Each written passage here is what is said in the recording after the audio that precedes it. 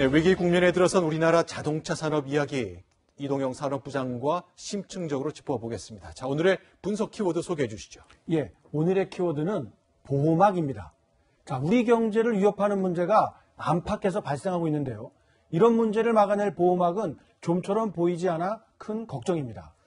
자, 그렇다면요. 우리나라 자동차 기업들 잘 하고 있었는데 왜 지금처럼 나빠진 거죠?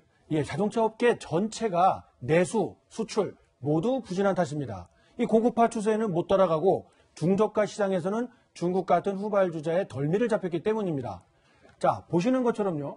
이 국내 경제가 호황을 맞은 도요타는 상승세를 이어가고 있고 네. 우리나라 대표 자동차 기업은 계속해서 하향세가 뚜렷합니다. 이 국내 자동차 업계 전체가 다 비슷한데요. 네. 이 정부에서도 내수 진작 방안이나 보호무역 장벽을 치는 미국, 중국을 더 적극적으로 설득했으면 어땠을까? 이런 아쉬움이 남습니다. 일단 현대차 우리 기업들이 잘 해야 되는 것이지만 정부가 조금 더 도와줬더라면 한 그런 아쉬움을 말씀하시는 것 같네요. 맞습니다. 자, 한 가지 화면을 보실 텐데요. 네. 자, 지금 보시는 이 화면이 지난 8월 중국 베이징의 현대 자동차 공장이 가동을 중단한 모습입니다. 네. 사드 보복으로 차 판매가 급감하면서 부품업체 대금을 지급하지 못해서 발생한 일입니다. 자, 아무리 민간 기업의 일이라고 하지만 중국 정부가 사드 보복을 해서 벌어진 일인데 네. 우리 정부도 외교적 대응에 적극 나섰어야 했습니다. 하지만 그런 모습은 찾아보기가 어려웠습니다. 자, 지금은요. 그때보다 상황이 더 안 좋아지지 않았습니까? 네. 그렇기 때문에 정부 역할이 더 중요한 시점인데요. 자, 지금 청와대의 모습은 이렇습니다. 자, 그러면 저 윤종원 경제수석의 모습인데 대통령과 이제 경제 관련 토론이 계속 진행되고 있다 그런 설명이군요. 그렇습니다. 이렇게 위중한 상황에서 청와대는 뭐 하는 거냐? 이런 비판이 나오니까 발끈한 건데요.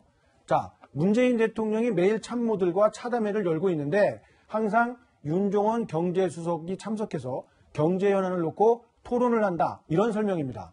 자, 남북 관계에 있어서는 구체적인 안을 정말 빠르게 내놓으면서 이 어려운 경제 문제, 이거 어떻게 살릴지 청와대가 좀처럼 해법을 내놓지 못하고 있으니 비판의 목소리는 당분간 이어질 것 같습니다. 일단 완성차 업계 굉장히 위기에 빠졌습니다. 부품업체 더 문제라고 했는데 일단 급한 대로 1조 원 정도 대출받게 정부가 보증을 쓴 거죠. 그렇습니다. 자, 그게요. 응급 처방은 되겠지만 부품업체의 위기가 당연히 완성차 업체의 부진 때문에 일어난 것이기 때문에 결국 경제가 살아나지 않으면 위기는 다시 찾아올 수밖에 없습니다.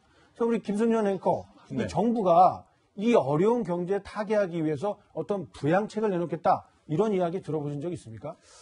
글쎄, 인위적인 부양책 이런 것 의존하지 않겠다. 저희 리포트에서 장하성 실장이 이렇게 얘기하는 건 들어봤습니다. 일단 우리 체질이 좋아지고 있는 상황에서 생기는 자연스러운 통증이다. 이런 설명 청와대가 했잖아요. 예, 그 정도 설명만 내놓고 있는데요. 자, 요즘에 우리 한국 경제를 한번 살펴보면요.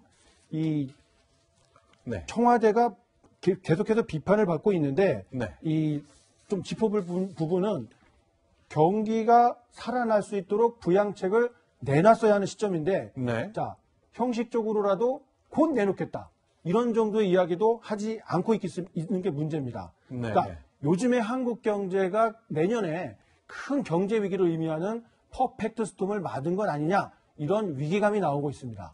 이 청와대는요. 이 토론하고 있다. 이 정도로 설명할 게 아니라 토론했던 결과 어떤 경기 부양책을 찾았는지 그걸 말해야 할 시점인 것 같습니다. 우리나라의 대표 선수인 큰 기업들의 국제 경쟁 스스로 해야 되지만 정부와 이인상과 좀 잘 맞았으면 좋겠습니다. 그런 모습 기대해 보겠습니다. 이동영 산업부장과 함께했습니다. 고맙습니다.